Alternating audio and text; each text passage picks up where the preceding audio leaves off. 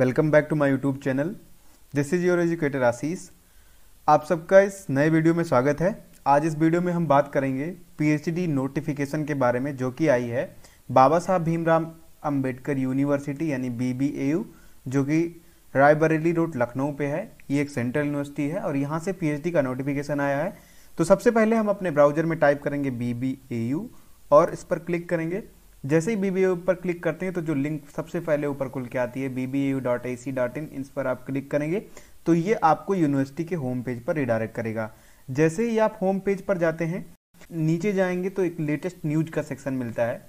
यहाँ पर PhD admission 2021-2022 का एक जो पॉपअप है वो दिख रहा है। इस पर सबसे पहले आप क्लिक करेंगे तो ये आपको एक नए पेज पर रिडायरेक्ट करेगा, जहाँ पर कि जो प्रॉस्पेक्टस है उसके बारे में, ऑनलाइन रजिस्ट्रेशन पोर्टल के बारे में और सीयू एडमिशन यूजर गाइड के बारे में बताता है।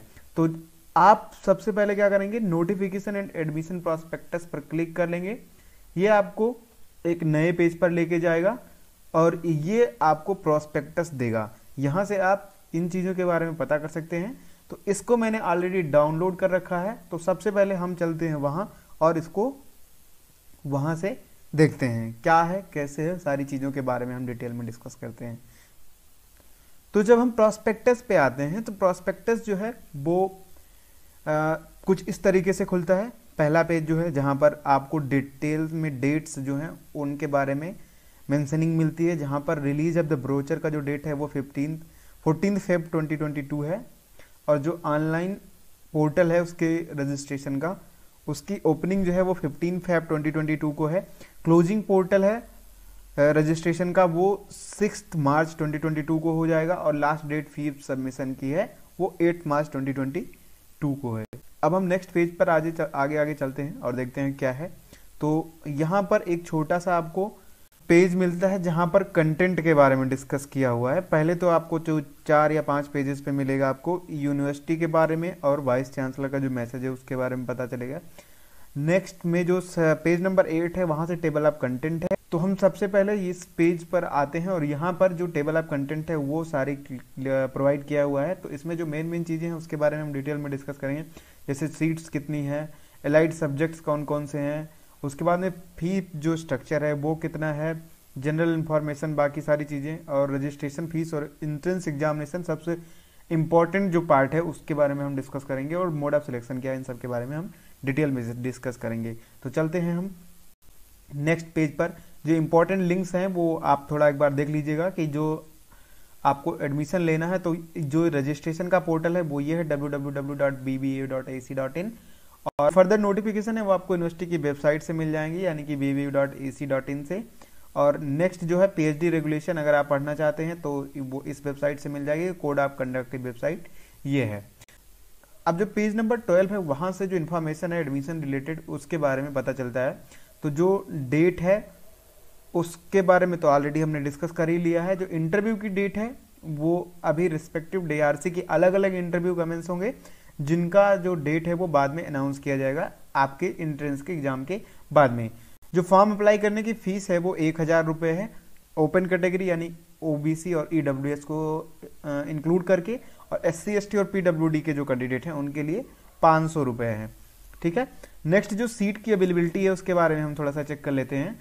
तो जो यहाँ पर टोटल 26 सब्जेक्ट्स हैं और उनमें से टोटल मिला के 245 सीट्स हैं जिनमें की PhD होनी है। और यहाँ पर आप जब आएंगे पेज नंबर 13 पे तो आपको एलिजिबिलिटी जो है उसके बारे में बताया गया है वो कैसी है। वो बेसिकली आपकी जो एलिजिबिलिटी है वो PhD की जो रेगुलेशन है उसके अकॉर्डिंग पर है।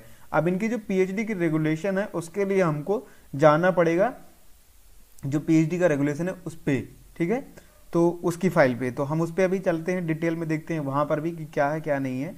और दूसरी जो यहाँ पर डिटेल में सीट्स के बारे में है उसको आप देख लेंगे। आप जिस भी सब्जेक्ट्स हैं, लाइक इन्वायरमेंटल साइंस में 6 हैं जिसमें SC और अनरिजर्व्ड के लिए 0 सीट्स हैं, ST और EWS के लिए 3 यानी 6 सीट्स हैं। बायोटेक्नोलॉजी में 9 सीट्स हैं, जोलॉजी में 18, human development and family studies में 10, फूड एंड न्यूट्रिशन में 11, सोशियोलॉजी में 8, हिस्ट्री में 10, पॉलिटिकल साइंस में 7, पब्लिक एडमिनिस्ट्रेशन में 7, इकोनॉमिक्स में 16, लाइब्रेरी एंड इंफॉर्मेशन साइंस में 5, कंप्यूटर साइंस में 19, मैनेजमेंट में 6 और केमिस्ट्री में 7, मैथमेटिक्स में 6, फिजिक्स में 9 और स्टैटिस्टिक्स में 13, एजुकेशन में 10, हॉर्टिकल्चर में 9, फार्मास्यूटिकल साइंसेस में 3, मास कम्युनिकेशन एंड जर्नलिज्म में 3, ह्यूमन राइट्स में 3, लॉ में 12, हिंदी में 10, इंफॉर्मेशन टेक्नोलॉजी में 14, इन्वायरमेंटल माइक्रोबायोलॉजी में आपकी 14 सीट्स हैं।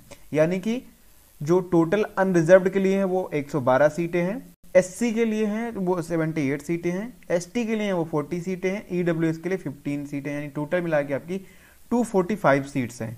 अब सिलेबस के बारे में हम बात करते हैं, क्योंकि यहाँ जो मोड ऑफ सिलेक्शन है वो एंट्रेंस एग्जामिनेशन प्लस इंटरव्यू है। चाहे आप नेट पास्ड आउट हो, यानी कि आपके पास जेआरएफ हो या नेट हो, या आप नॉन नेट कैंडिडेट हैं, आप दोनों लोगों को यहाँ पर एंट्रेंस एग्जाम देना पड़ेगा। उसके बाद में एंट्रेंस एग्जाम क्वालिफाई करने के बाद में आपको इंटरव्यू देना है, इंटरव्यू के बाद में आपका सिलेक्शन होगा। तो जो सिलेबस है इन सब का, वो जो उनके स्ट्रीम्स के अलग अलग नेशनल लेवल के टेस्ट हैं, like CSIR, UGC NET, ICAR, ICMR, DBT, GPAT, GATE या NCTE के जो सिलेबस हैं उनके अकॉर्डिंग ही इसके एंट्रेंस का सिलेबस होगा। बट कुछ अच्छी बातें भी हैं एंट्रेंस के बारे में, जिसके बारे में हम नेक्स्ट पेज पे बात करते हैं। अब जैसे आप किसी सब्जेक्ट में PhD करना चाहते हैं, इन सब्जेक्ट्स में यानी 26 सब्जेक्ट में वो सब्जेक्ट नहीं आता है, मीन्स कि आप लाइक माइक्रोबायोलॉजी से हैं, आपके यहाँ माइक्रोबायोलॉजी में PhD का कोई सीट नहीं है, यानी इन्वायरमेंटल माइक्रोबायोलॉजी में है, बाकी किसी में नहीं है, तो आप एलाइड सब्जेक्ट्स के थ्रू भी यहाँ पर PhD कर सकते हैं। जब आप 14th पेज पे आते हैं तो यहाँ पर एक एलाइड सब्जेक्ट की जो लिस्ट है वो आपको मिल जाएगी, यानी कि जो 26 सब्जेक्ट है मेन स्ट्रीम वाले उनके, और उनके एलाइड में आपको क्या क्या मिल जाएगा। जैसे कि अगर आप माइक्रोबायोलॉजी से हैं, आपने MSc माइक्रोबायोलॉजी में की है, तो आप इन्वायरमेंटल साइंस में कर सकते हैं, agriculture microbiology, food microbiology, toxicology, industrial microbiology, molecular biology, biotechnology, life sciences and botany. अगर इन स्ट्रीम्स में आपके पास MSc है तो आप इन्वायरमेंटल माइक्रोबायोलॉजी में क्या कर सकते हैं, अप्लाई कर सकते हैं, ठीक है। ऐसे ही केमिस्ट्री में अगर आपके पास अप्लाइड सब्जेक्ट उसका कोई है नहीं तो उस वजह से नील है। जूलॉजी में masters in zoology, life sciences, animal sciences, biological sciences, parasitology, sericulture, fisheries, biotechnology, environmental sciences, food technology, entomology, wild life biology, integrated biology, animal behaviour, marine biology, agriculture sciences with zoology और animal sciences. अगर इसके साथ में आपकी किसी भी subject में MSc है तो आप पर्टिकुलर जूलॉजी में क्या कर सकते हैं, आप यहाँ से उस सब्जेक्ट में PhD कर सकते हैं। लाइक बायोटेक में अगर आपको PhD करनी है लेकिन आपका बायोटेक में MSc नहीं है, तो आप मास्टर लाइफ साइंस की किसी भी स्ट्रीम में किए होंगे, लाइक बायोलॉजी, बायोकेमिस्ट्री, तो भी आप यहाँ पर बायोटेक से PhD कर सकते हैं। बेसिकली ये मतलब है लाइट सब्जेक्ट्स का। लाइक आपके पास जो मैनेजमेंट है उसमें आप करना चाहते हैं, लेकिन आपके पास जो मास्टर्स डिग्री है वो मैनेजमेंट की नहीं है, यानी MBA नहीं है, तो आप कॉमर्स की, इकोनॉमिक्स या पब्लिक एडमिनिस्ट्रेशन या साइकोलॉजी का कोई भी ऐसा मास्टर्स हो जिसमें आप इस एलाइड सब्जेक्ट के थ्रू हो, तो आप उस सब्जेक्ट के मेन स्ट्रीम में आकर के PhD कर सकते हैं। तो ये रही एलाइड सब्जेक्ट की बात। नेक्स्ट पेज पर हम चलते हैं, तो नेक्स्ट पेज पर फी डिटेल दिया हुआ है।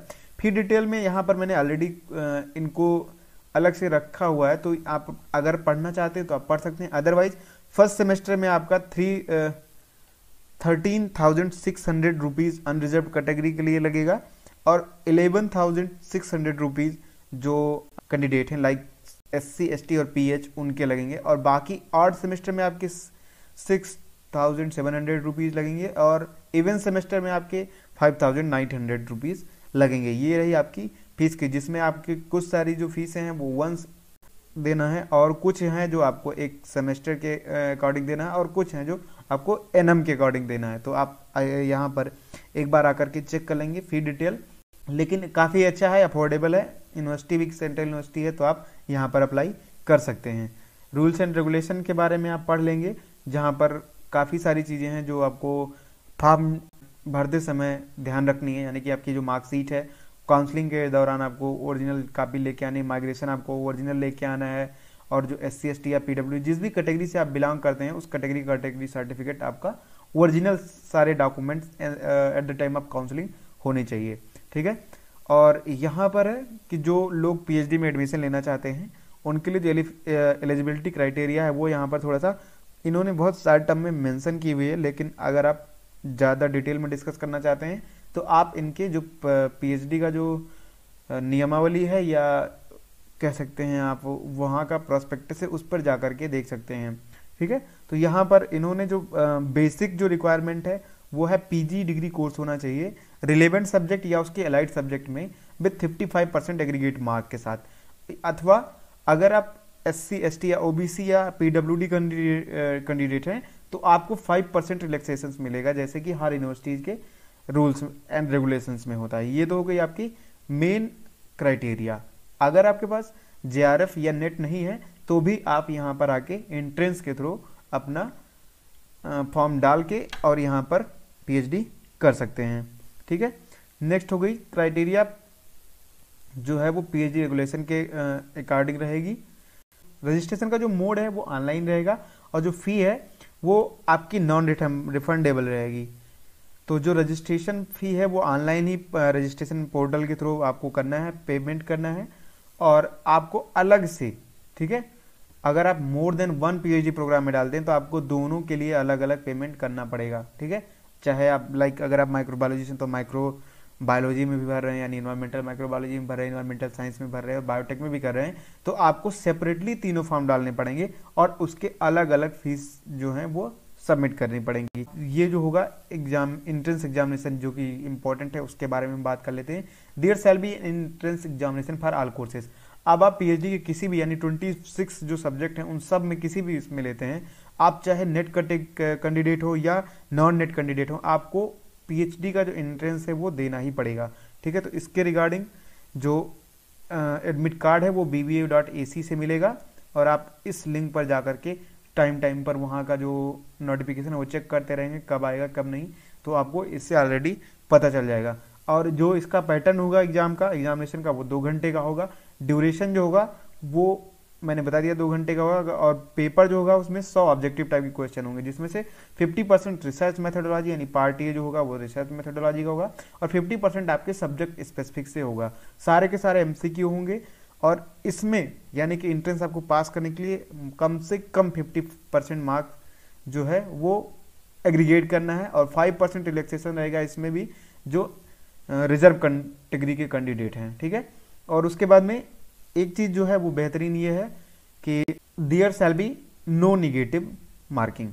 ठीक है, यानी कि जो एंट्रेंस एग्जामिनेशन है उसमें निगेटिव मार्किंग नहीं रहेगी। अब ये हाउ टू अप्लाई का मैंने आपको ऑलरेडी बता दिया है। Before filling the online application for convenience candidate should have the following document information ready. आपको क्या क्या लगेगा उसमें, आपकी एक रिसेंट कलर्ड फोटोग्राफ लगेगी, स्कैंड सिग्नेचर लगेगा, वैलिड ईमेल आईडी और मोबाइल नंबर और स्कैन कॉपी ऑफ डॉक्यूमेंट्स, जो आपके डॉक्यूमेंट्स होंगे वो आपके लगेंगे। ठीक है, तो ये हो गया प्रोसेस पूरा। तो ये रही सारी प्रक्रिया हाउ टू अप्लाई और सारी चीजें PhD एडमिशन BBAU से रिलेटेड। अगर आपको ये वीडियो पसंद आया यानी कि आपके लिए हेल्पफुल है तो इसको प्लीज शेयर करिएगा, चैनल को सब्सक्राइब करिएगा, वीडियो को लाइक करिएगा और हाँ एक बात जरूर कि अपने दोस्तों को इसको जरूर शेयर करिएगा और उनसे ये बोलिएगा कि वो भी इसको आगे शेयर करें, यानी कि जो हम जैसे लोग यानी कि आप जैसे लोग जिनको ज़रूरत है इस नोटिफिकेशन की उन तक ये वीडियो जल्दी से जल्दी पहुंच जाए और आप लोग अप्लाई कर दें। Thank you so much.